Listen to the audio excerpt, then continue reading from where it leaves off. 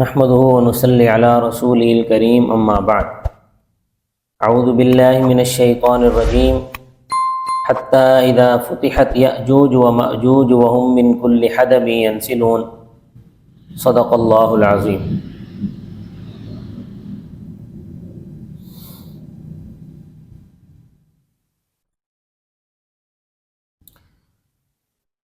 یاجوج ماجوج کے حوالے سے بڑی تفصیلی بات تقریباً ہو چکی ہے، اور یہ بات بھی گزر چکی ہے کہ بعض حضرات یورپی اور روسی اقوام کو ہی یاجوج ماجوج قرار دیتے ہیں، جبکہ بعض حضرات نے فتنہ تاتار کو فتنہ یاجوج ماجوج قرار دے کر اس کا قصہ یہیں تمام کر دیا۔ تو سامعین محترم، اس کا سب سے زیادہ فائدہ مرزا غلام قادیانی نے اٹھایا۔ اب آپ سوچ رہے ہوں گے کہ مرزا غلام قادیانی نے اس کا کیسے زیادہ فائدہ اٹھا لیا، یعنی جن لوگوں نے یہ کہا کہ یاجوج ماجوج کا فتنہ، اس سے مراد فتنہ تاتار ہے یا روس کی اور یورپی اقوام ہے، تو مرزا غلام قادیانی تو اس طاق میں بیٹھا رہتا تھا کہ کوئی مجھے بات ملے اور میں اس کو فائدہ اٹھا کر اپنے حق میں استعمال کر سکوں۔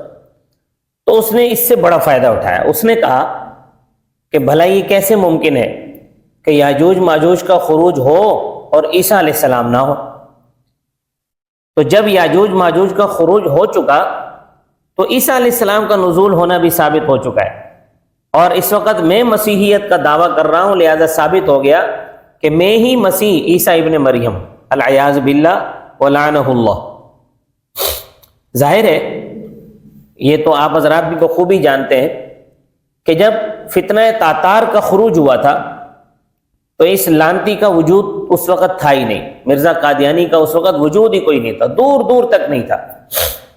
تو اس لیے تاتار کے فتنے سے تو اس کو فائدہ اٹھانے کا کوئی ممکن نہیں ہے، خاطر خواہ اس کو کوئی فائدہ نہیں ہے۔ البتہ یہ بات ضرور اس کے لیے مفید ہو سکتی ہے کہ موجودہ دور کے انگریز بھی یاجوج ماجوج ہی ہیں، اور وہ جدید سائنسی ایجادات کے ذریعے فتنے برپا کر رہے ہیں، وہ جنگ لڑ رہے ہیں، جس کا قرآن و حدیث سے ثبوت ملتا ہے۔ تو اس سلسلے میں مدعی مسیحیت کے ذمے سب سے پہلے تو حضرت عیسیٰ ابن مریم کی ان صفات کو اپنے اندر ثابت کرنا ضروری ہے جو قرآن و حدیث کی تصریحات سے اظہر من الشمس ہے، کہ حضرت عیسیٰ کی جو صفات قرآن نے بیان کی ہیں وہ اپنے اندر ثابت کرے۔ اس کے بعد مرزا قادیانی کو یہ ثابت کرنا ہوگا کہ کسی ایک علمی شخصیت کی تحقیق کو تحقیق کے طور پر قبول کرنا چاہیے، یا جمہور مفسرین کی راجح تفسیر قرار دینا چاہیے۔ پھر یہ بھی خوب رہی کہ عیسیٰ تو آ گئے، لیکن وہ دجال نہیں آیا جسے عیسیٰ علیہ السلام نے قتل کرنا ہے، کیونکہ حضرت عیسیٰ علیہ السلام کے قرب قیامت نزول کا اولین مقصد تو یہی ہے کہ دجال کو قتل کرنا ہے۔ دجال کہیں ظاہر نہیں ہوا، اور یہ نام نہاد مسیح جو ہے وہ پہلے آ کر دنیا سے جو ہے وہ دفن بھی ہو گیا، دفع بھی ہو گیا۔ حضرت عیسیٰ علیہ السلام تشریف نہیں لائے، دجال کہیں جو ہے وہ نمودار نہیں ہوا۔ یہ قادیانی تو آ گیا اپنے آپ کو عیسیٰ کہلوانے کے لیے، لیکن دجال کا کوئی ظہور نہیں ہوا۔ اسی طرح ہم یہ سوال کرنے میں بھی حق بجانب ہے کہ جن حضرات نے انگریزوں کو یاجوج ماجوج قرار دیا ہے، ان کے نزدیک صرف یہی یاجوج ماجوج ہیں، یا ان کے علاوہ اپنے آبائی مستقر میں بھی کچھ یاجوج ماجوج آباد ہیں؟ کیونکہ ہمیں تو اس بات کا یقین ہے کہ وہ حضرات بھی اس کلیے سے متفق ہیں کہ یاجوج ماجوج کی ایک بہت بڑی تعداد اپنے سابقہ مستقر میں موجود ہے۔ تو اس اتفاق کی موجودگی میں کیا یہ بات ایک مضحکہ خیز صورتحال پیدا نہیں کر دے گی کہ آدھے یاجوج ماجوج کا خروج ہو چکا ہے اور آدھے جو ہے وہ ابھی اپنے مستقر میں ہیں اور ان قریب ان کا خروج ہوگا؟ کیا مرزا قادیانی اس پر کوئی دلیل پیش کر سکتا ہے؟ اسی طرح ایک سوال یہ بھی ذہن میں ابھرتا ہے کہ کیا نصف یاجوج ماجوج جن کا خروج انگریز کی صورت میں ہو چکا ہے فتنہ برپا کرنے کے لیے کافی ہیں، یا بقیہ نصف کی بھی ضرورت ہے جو اپنے مستقر میں ہے؟ حالات بتاتے ہیں کہ یہ نصف ہی کافی سے زیادہ ہیں، تو پھر بقیہ نصف تو بیکار ہوئے، پھر تو ان کا کوئی فائدہ نہیں ہے۔ یہ اور اس طرح کے بہت سارے اشکالات مرزا غلام قادیانی کا دعویٰ تسلیم کرنے میں ایک بہت بڑی رکاوٹ ہے۔ اور ویسے بھی مرزا کا کون سا ایسا دعویٰ ہے کہ جو عقل کی میزان پر پورا اتر سکے؟ اگر کسی آدمی کے اندر عقل اور فطرت سلیمہ ہو تو مرزا کا کوئی بھی دعویٰ قبول کرنے کے لیے تیار نہیں ہوتا۔ ہاں، عقل سے عاری ہے، فطرت سلیمہ سے عاری ہے، تو یہ تو جتنے قادیانی ہیں سب اس کے دعوے قبول کرتے چلے جا رہے ہیں۔ تاریخی اعتبار سے یاجوج ماجوج، ذوالقرنین اور سد سکندری پر کسی قدر گفتگو سامعین نے میری سماعت فرما لی ہے۔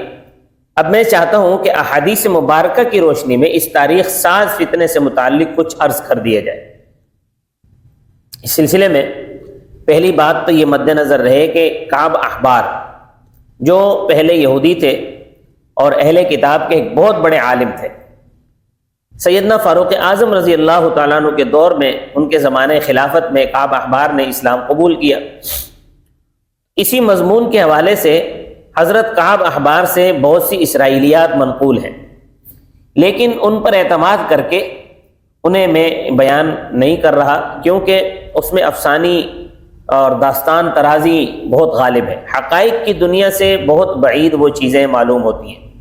مثلاً یہ آپ حضرات نے سنا ہوگا کہ یاجوج ماجوج کے کان اتنے بڑے ہیں کہ وہ ایک کو بچھاتے ہیں دوسرے کو اوڑھ کر سو جاتے ہیں۔